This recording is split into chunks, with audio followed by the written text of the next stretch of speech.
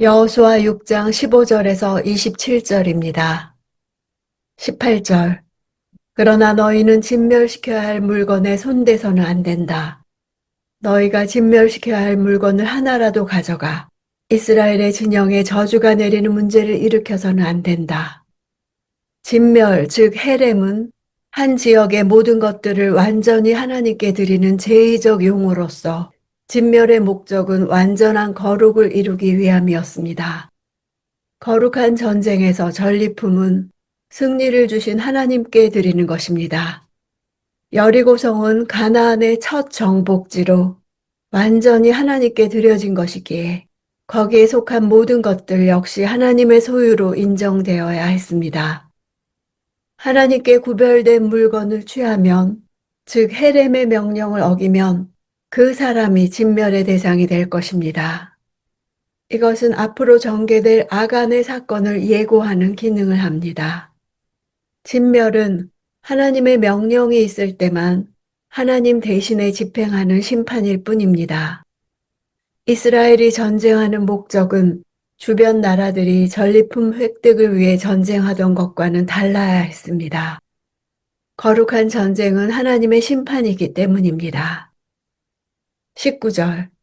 모든 은과 금, 청동과 철로 된 그릇은 여호와께 거룩하게 구별되어야 한다. 그것들을 여호와의 금고에 드려야 할 것이다. 헤렘 전쟁에서는 금속류는 제외하는 것이 관례였습니다.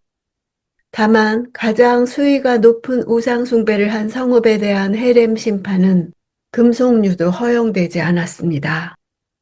금속류는 여호와의 금고로 옮겨 하나님께 바쳤는데 이것은 여호와께 구별된 것, 곧 성물로 취급되어 훗날 솔로몬이 성전을 짓는 데 사용되었을 것입니다. 20절. 백성들은 함성을 질렀고 나팔이 울렸습니다. 나팔 소리에 맞춰 백성들이 큰 함성을 지르자 성벽이 와르르 무너져 내렸습니다. 그러자 백성들은 일제히 성으로 들어가 그 성을 점령했습니다. 당시 20만 명 정도로 추정되는 이스라엘 군사들의 강력한 외침에 여리고 성벽은 무너져 내렸습니다. 하나님은 지진 등 초자연적인 방법으로 이중 성벽이며 바깥 성벽의 두께가 약 1.8m, 높이가 9.2m에 이르는 여리고성을 일순간 무너져 내리게 하셨던 것입니다. 21절. 그들은 성 안의 모든 것, 곧 남자와 여자, 젊은 사람과 나이 든 사람, 심지어 소, 양, 나귀까지 칼날로 진멸시켰습니다. 여리고 성 안의 가나안 족속에 대한 진멸 명령은 가나안 족속들의 수세기 동안의 죄악과 우상 숭배에 대한 심판이었습니다. 하나님은 이스라엘이 가나안 문화와 우상에 물들지 않도록 정결 목적으로 그들을 진멸하셨습니다. 22절. 여호수아가 그 땅을 몰래 살피고 왔던 두 사람에게 말했습니다. 그 창녀의 집으로 가서 너희가 그녀에게 맹세한 대로 그녀의 모든 집안 사람을 데리고 나오라. 가나안이 가나안이기 때문에 심판받은 것이 아닙니다. 이스라엘은 천하만국에 복을 주려고 먼저 부름받은 존재들입니다. 심판과 저주는 그 복을 거절하는 자들이 자처한 일입니다. 라합과 그의 가족의 구원이 이것을 실증합니다.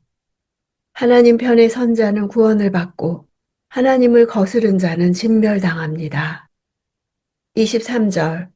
정탐꾼이었던 두 젊은이가 들어가서 라합과 라합의 아버지, 어머니, 형제, 그리고 그녀에게 속한 모든 것과 라합의 모든 친족을 밖으로 데리고 나와 그들을 이스라엘 진영 밖 한쪽에 있게 했습니다. 정탐꾼들이 라합과 그 친족들을 이스라엘 진영 밖 한쪽에 있게 한 것은 그들이 아직 부정한 이방인이었기 때문입니다.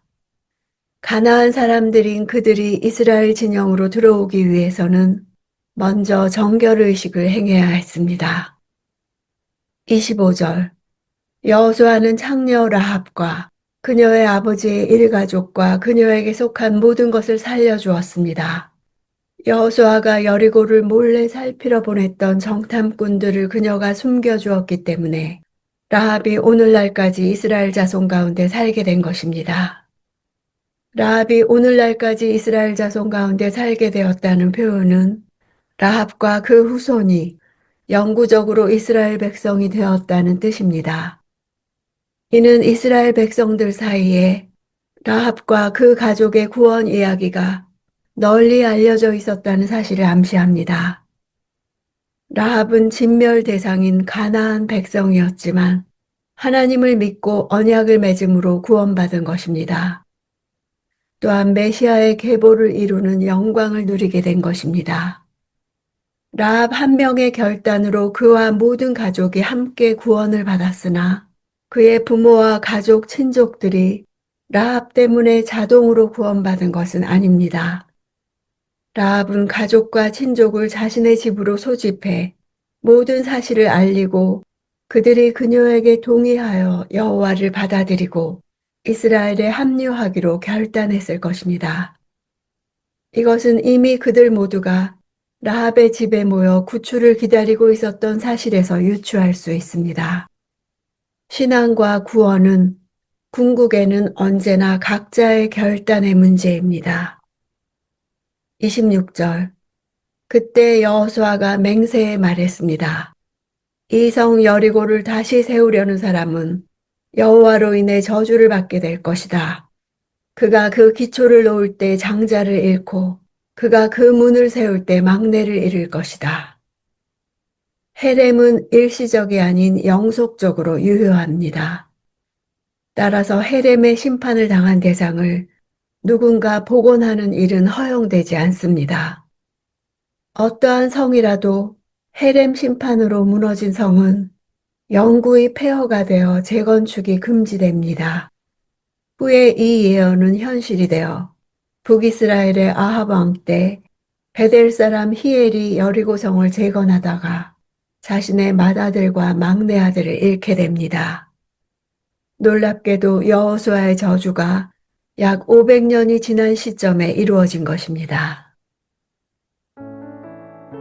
함성을 지르는 것은 승리의 외침이나 하나님을 찬양하는 소리라는 의미로 쓰입니다.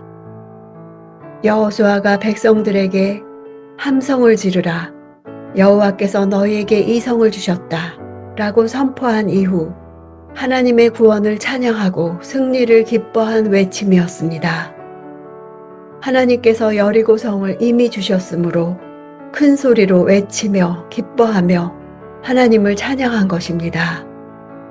하나님의 구원이 아직 성취되지 않은 상태이지만 믿음의 시각으로 바라볼 때 이미 성취된 구원에 대한 찬양입니다. 불신앙이 무너졌을 때 찬양하는 것이 아니라 이미 구원을 이루신 하나님을 바라보며 찬양하는 것입니다. 현실의 높은 장벽 앞에서 약속을 주신 하나님을 예배하고 찬양하는 소리에 그 장벽들이 무너질 것입니다.